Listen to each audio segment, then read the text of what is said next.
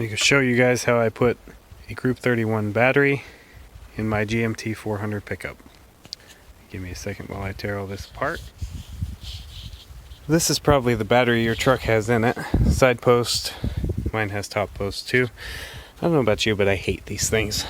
And this one's dead. So rather than spend any more of my money on that junk, I'm gonna cram a Group 31 battery in here. Show you what I had to do to make it fit.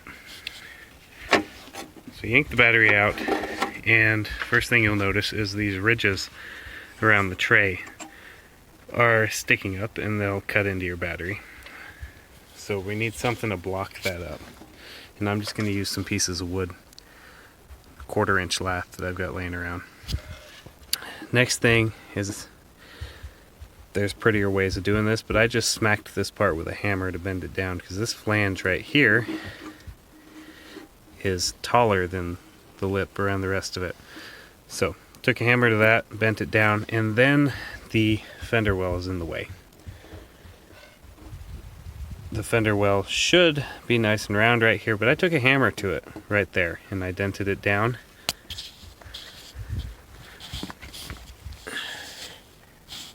You can't tell from the outside at all, especially since mine's covered in mud, but I bent it down so the battery can sit flat on this and isn't held up by that fender well. Then I took battery cables apart. You've probably noticed that on yours there's a bolt through these, holds them together, and a spacer in between them. I took the bolt, threw it away, took the spacer, threw it away, and I took a razor knife to the rubber, removed all that, so now we have these nice flat discs that can go on a stud.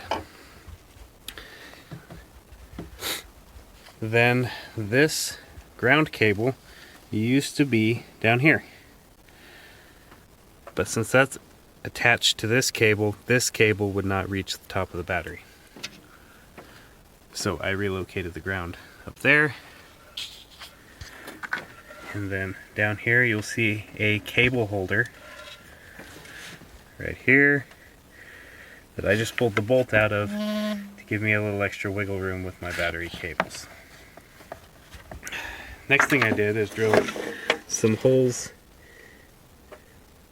straight through the battery tray and out through the inner fender well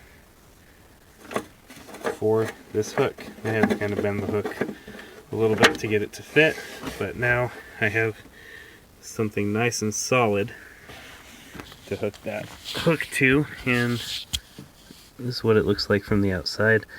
Not terribly pretty, but this is a work truck, so you do it however you want. And next we're gonna stick the battery in there. So I cut some pieces of lath and put in there, and I got a dollar store carpet square, and I cut it in a strip, and that's going to go right there. Battery's going to sit on it, and this is going to kind of go up the side to protect it from the ratchet strap.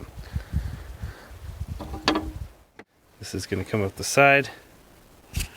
Not the prettiest thing in the world because it's a carpet square, but I mean, if you had piece of rubber, it would probably work better. I'm kind of worried about these fraying and ending up in the belt, but we'll see how this works out.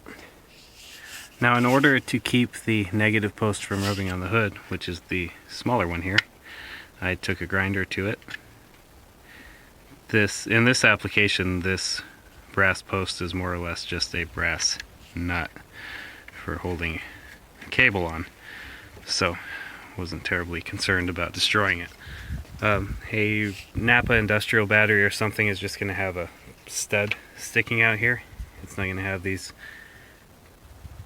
brass posts, so you shouldn't have to worry about it, but I thought I'd show it anyway. The positive post See, the negative post hits right here where this ridge is. The positive is way over here, and it's got plenty of headspace. So I don't have to worry about that on the positive post. But I am going to put the original battery cap from the factory on there just as an extra precaution. And now it is tightened down. Carpet doesn't look great. I'll probably replace it with a piece of rubber one of these days, but at the moment it's doing its job, protecting the battery. This oil cooler line, I made sure and left a gap between it and the battery, because the battery will sit there and rub. I probably need to put something in between there, an extra piece of carpet or something. I have just a nylon ratchet strap because this is a gel cell battery. It shouldn't be getting any acid on this. So if you are using a flooded battery that has a tendency to leak acid, I don't know that I would use a ratchet strap. It seems like a good way to break your strap, and this strap breaks going down a bumpy road and you've got all kinds of problems, especially if the strap ends up in the motor. So the ratchet strap is probably not the best for this. I don't exactly know what I would use as an alternative. On this side you could stick a piece of all thread down there and have a flat plate across the top. I'm not sure how you would secure it on the other side.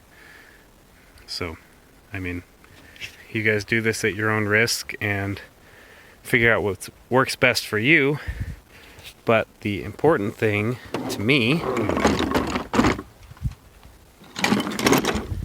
is that I have a Group 31 battery in my GMT 400. I no longer have to deal with the stupid side post batteries. And I should have plenty of cranking amps for the foreseeable future. It opens up your battery options a lot, and should make my life a lot easier.